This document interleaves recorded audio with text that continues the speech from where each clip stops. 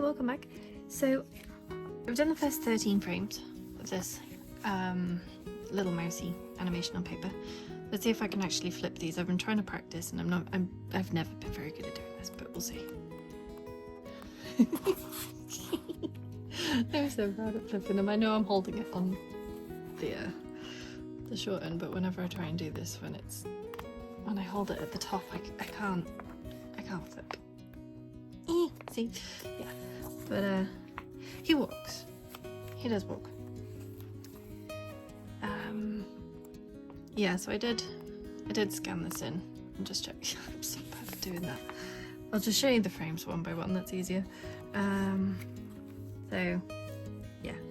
I'll attach them to my pegboard actually, and then I'll light them up so you can see like the whole onion skin and all of them together.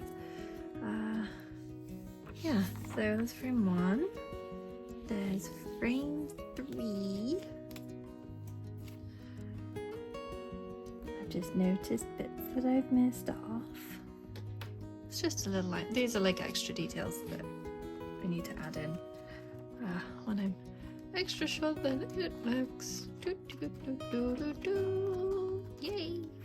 It moves. Yeah, so that's frame 3. Frame 5. And frame 7.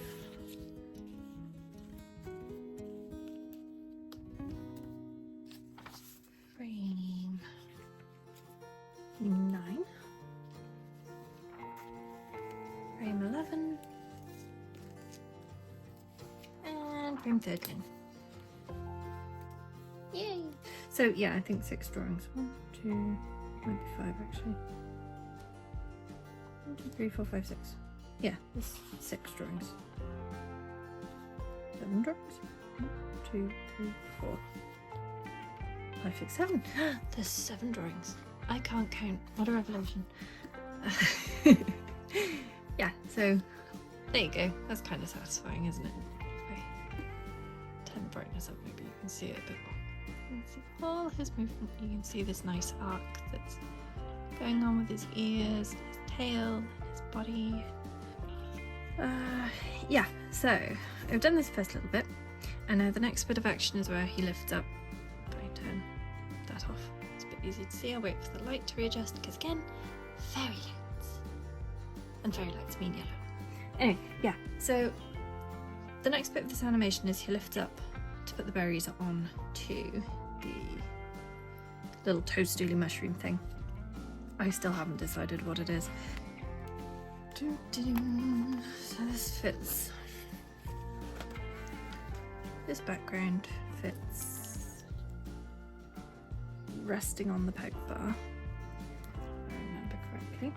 It sits about there. And then little mouse sits on top of it. Right there. Right, there we go. You can kind of see him and yeah, you can kind of see it. So he's going to lift up to put the berries on there.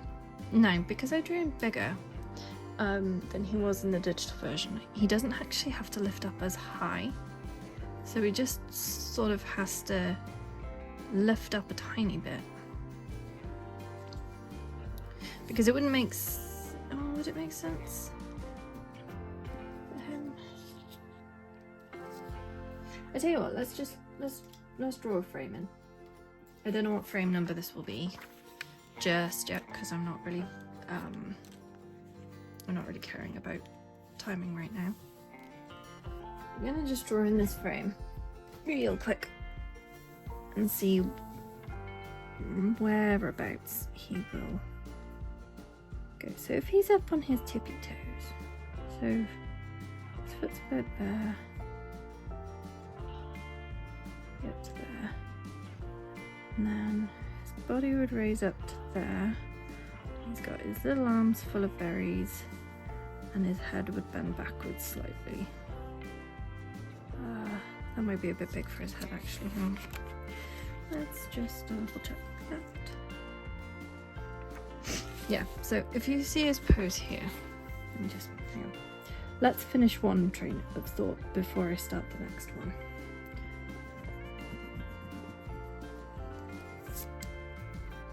and then by the time I come back to it, I'll have forgotten what the hell I was saying. Anyway, right, yeah, so there we go, that's roughly what size his head should be. Right, so with this pose, because I want it to be believable that he's got this weight in his arms. So he's got these berries that he's lifting. To be able to see part of his back, and I suppose part of his, he's up on his tiptoes. But he's, you know, he's not quite overstretching himself to get the berries up. But I do want to have that nice little kind of curve to him, and then have that curve carry on in his tail. Just because it's a nice arc, and especially where in these earlier frames he's been leaning forward, it would then make sense that as he lifts up, he would kind of overcompensate and bring his weight backwards to then drop the berries forwards.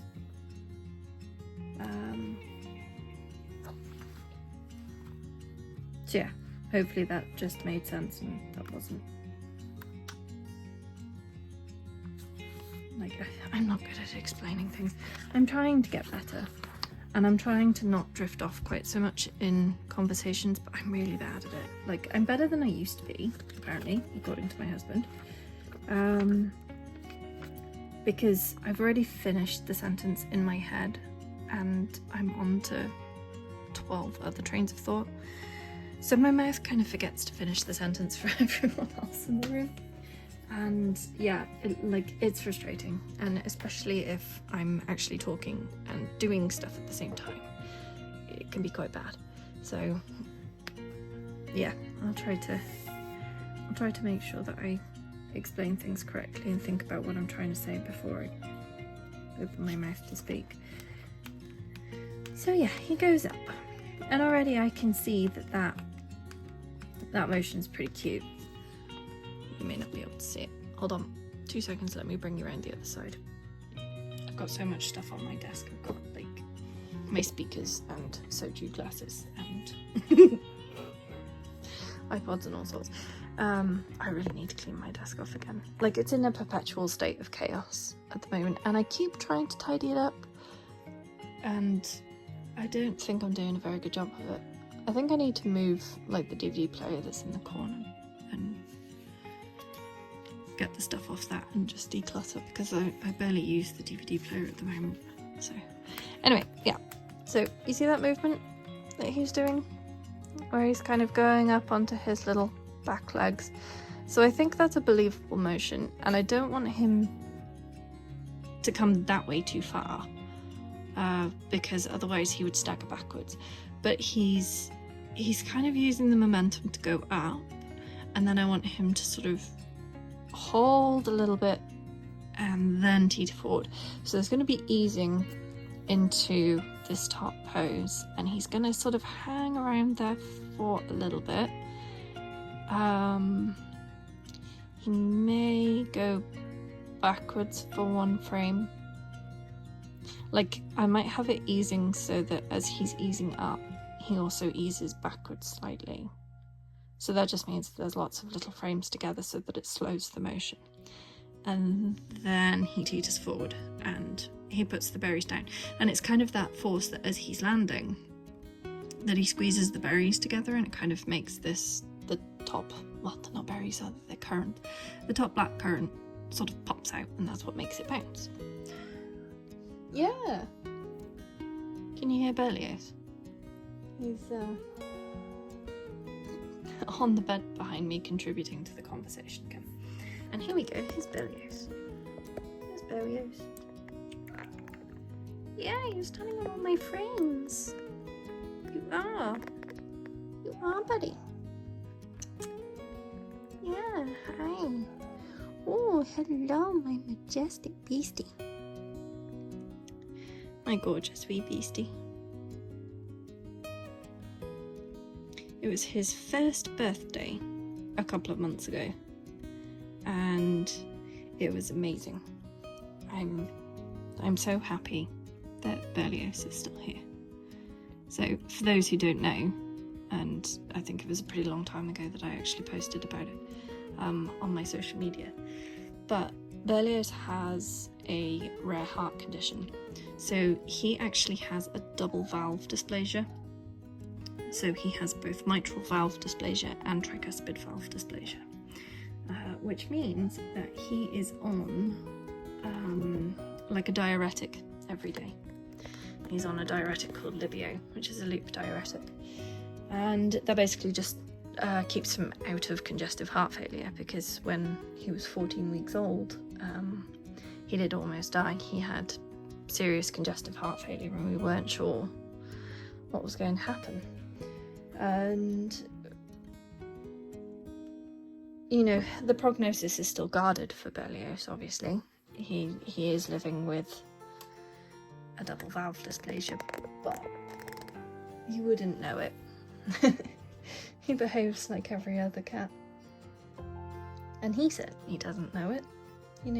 He's happy as anything. Like, I love every single day that I get to have with him. And it's so precious. And the fact that he made it to the milestone of his first birthday is magical. So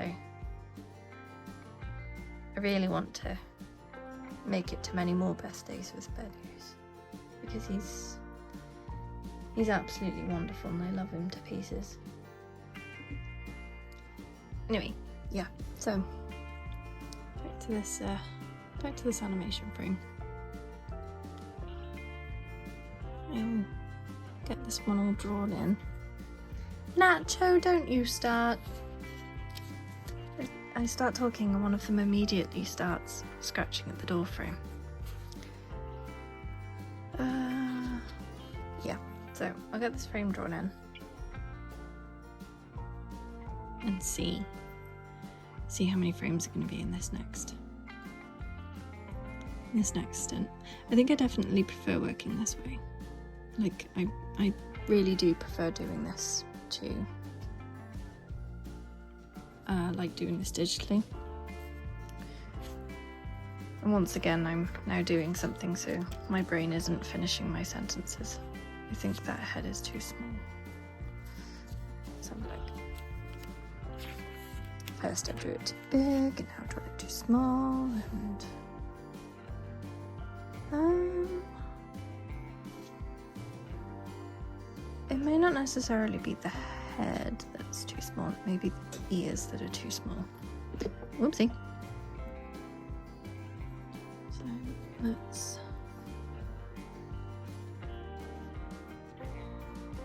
put much larger ears in. So he's got both. I just drawn in 3 ears, I know. His ears are like that at the moment. How does that look?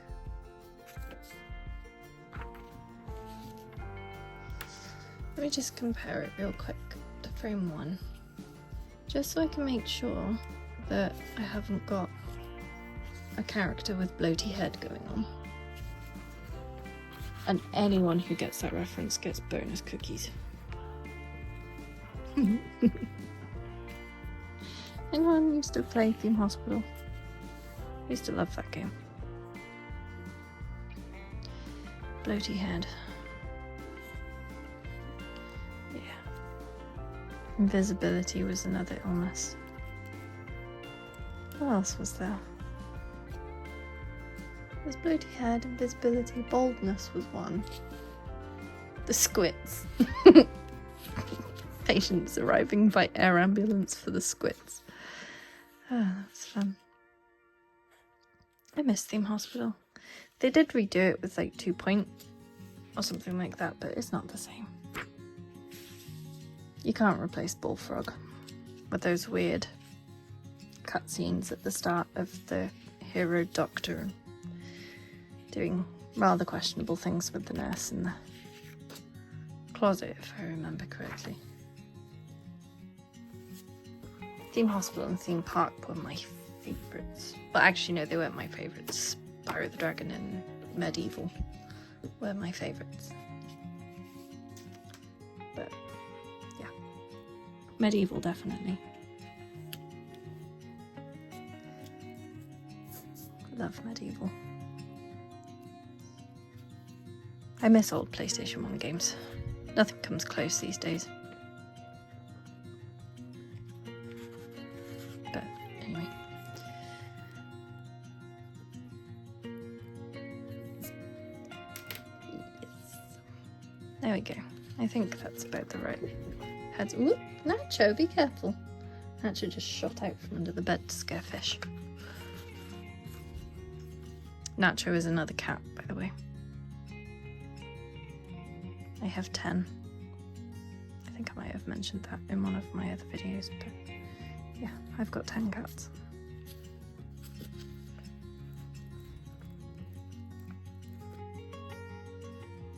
I have Old Man Ted, Fish, Nacho, Cookie, Pippi, Aggie, it's just Kipper and Agatha, Sprout, who we call Spoot, Winnie, Babs, Berlioz, and I'm missing one. Who am I missing? Did I say Cookie? I don't know if I said Cookie. I don't think I did. Yeah, Cookie. Cookie's the 10th.